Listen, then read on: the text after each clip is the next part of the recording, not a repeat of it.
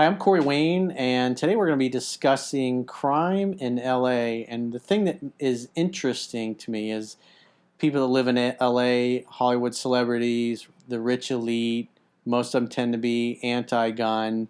And so their head prosecutor, George Gascon, has, under criminal justice reform, his idea is to just let criminals back out of jail or have little to no bail money because it's the nice thing to do.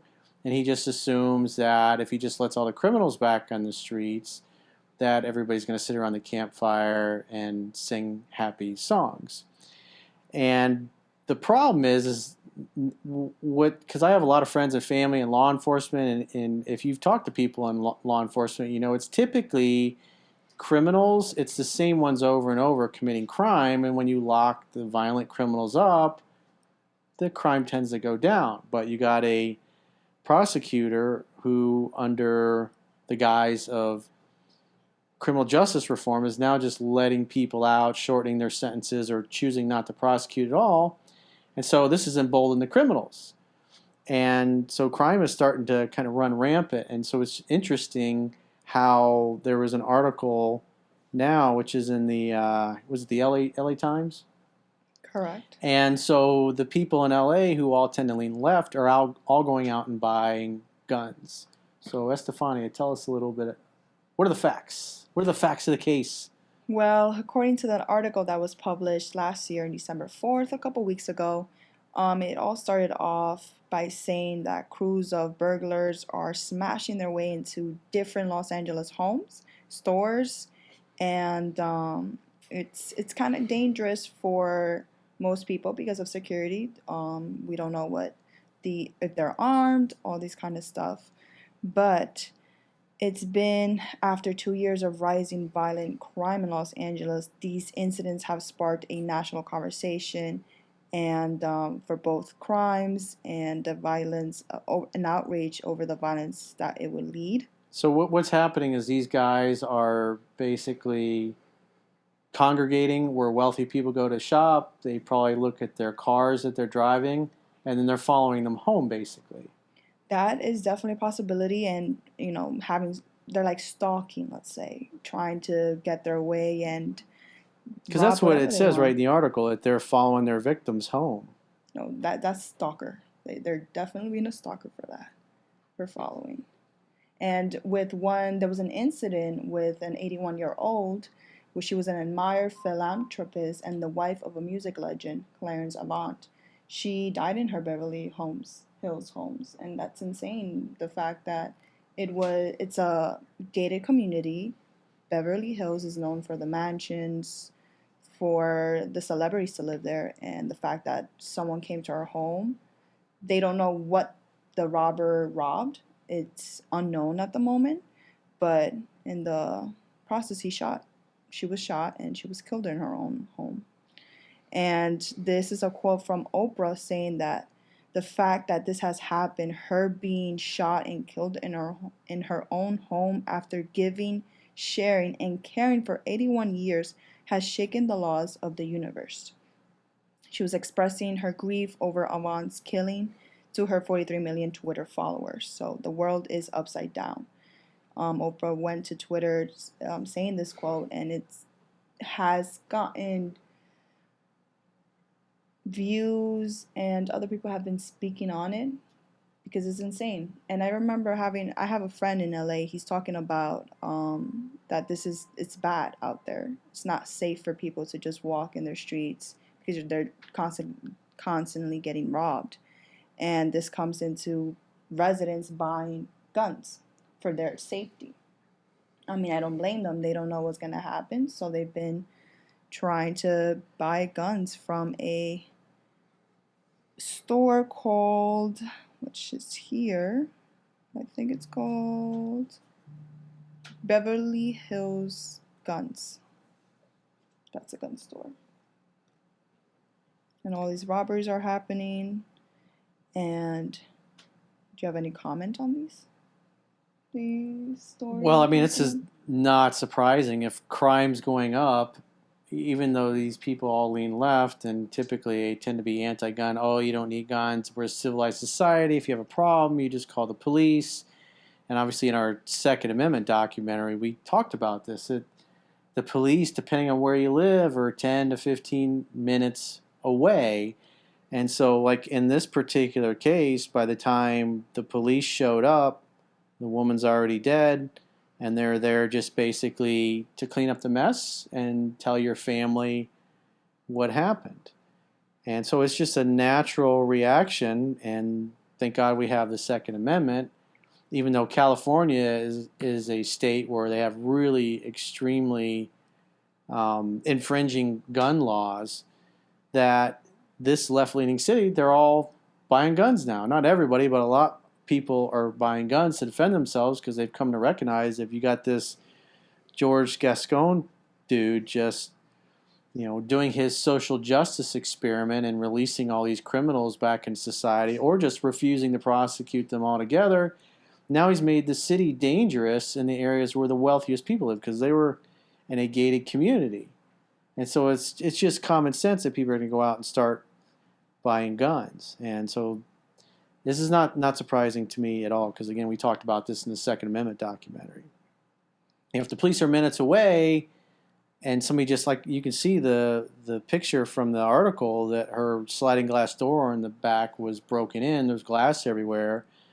So if somebody's breaking through your door and the police are 10 or 15 minutes away, even in a gated community, the criminals are going to be able to grab what they want, and then they're going to be long gone before the police even have a chance to respond. And so you are your own first responder. And if these people, because when you have criminals like this, they don't get prosecuted, to them it just emboldens them to keep being even more bolder and taking even more risks and committing even more violent crime because they don't feel that there's any consequences. And typically they aren't with this guy just releasing him. And so they all voted for this guy. So they voted for him and they elected him, and now they're getting what they voted for. And so this is just normal people will go, well, this is kind of common sense that you lock people up that are habitual criminals, that people that just can't be reformed. But he's not doing that. In the interest of social justice, lawfare reform, whatever you want to call it, he's letting criminals run rampant, and now the people are buying guns.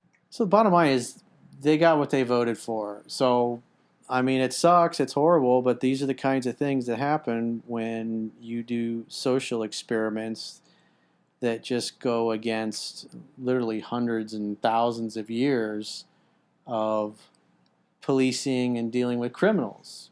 You let violent criminals run rampant in society, you're going to have an unsafe society. So even, all these pampered people in LA now, they're all scared and they're all going out and buying guns because they've come to recognize that the police can't protect them because the police aren't going to get there in time.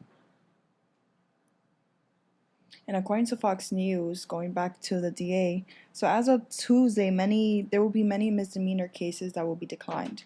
And the list of offenses will include trespassing, disturbing the peace, minor possession of alcohol, drug possession, driving without a license, driving with a suspended license, anyone who was committed to prostitution, resisting arrest, public intoxication, or being under the influence of a controlled substance, making criminal threats, loitering.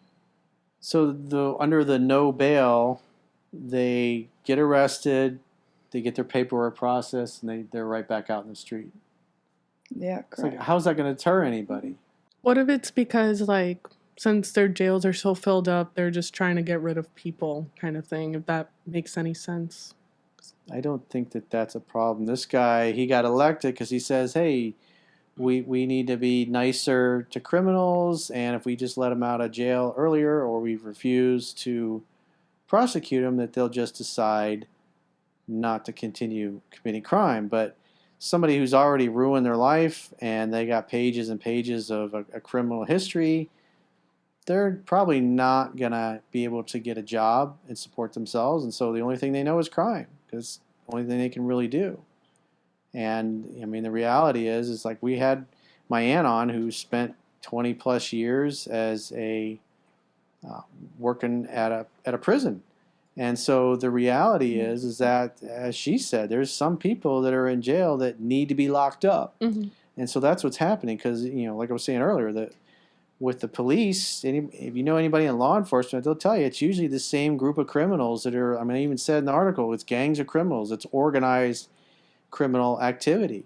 And if if you're a career criminal and you hear that there's an area of the country where you're not going to get prosecuted, you're going to have no bail, you get caught, what's the incentive to stop? Mm-hmm. They don't stop. Bullies don't stop until they're forced to. Same thing with criminals. They don't stop until they're put in jail and forced to reform, or they're just kept away from the public. You just can't release these people. It sounds great. It's a nice little hippie idea, but at the end of the day, it ain't working out too well for the people in LA, and this woman paid for it with her life. Fortunately. And there's people that do not agree with the DA. So according to Fox News, the Los Angeles Police Protective League, the union that represents rank and file officers, criticized the new policies on Monday. So you see, quote, as homicides, shooting victims, and shots fired into occupied homes soar in Los Angeles, it's disturbing that Gascon's first act in office is to explore every avenue possible to release from jail those responsible for this bloodshed, end quote. The new union's board of directors said in a statement on Monday. Continuing following another quote, these victims and law-abiding residents lost a voice today, while criminals and gang members gained an ally in the prosecutor's office, end quote. Which is very tough to hear. And back here, Los Angeles. Yeah, the thing with the Marxists is like these kinds of ideas, even when they're not working, they'll blame it on something else. Mm-hmm. And the DA definitely declined an interview with Fox News, so he's definitely not going to comment on any of this probably anytime soon. Yeah, because they don't, they're not able to defend their position in the fact, in the face of this evidence. So they only go on news sites or do news interviews where somebody's going to throw them softball questions and not ask them any real questions. That's what's so amazing when you see somebody like Kamala Harris was on an interview recently and she got asked some tough questions and she just totally fell apart because she's not used to being challenged because they only do interviews with people that are allies of theirs. Mm-hmm. And one more thing that I think was interesting to read is the LAPD is facing a proposed $150 million budget cut, which the city approved in July and which would lead to the lowest staffing level in 12 years at the department. Yeah, that's the result of what? Defunding the police? We just have less police officers than will be safer. That sounds brilliant. So this is what the people in LA voted for. And living down here in South Florida, having a lot of people moving from California or New York or New Jersey and living down here, a lot of them lean left. They leave their state because of the crime, because of the policies they voted for, and then they come here and basically vote for the same nonsense, and they don't make the connection that this stuff doesn't work. It sounds great on paper. It sounds wonderful that you're doing a nice thing for people, but at the end of the day, criminals are going to criminal.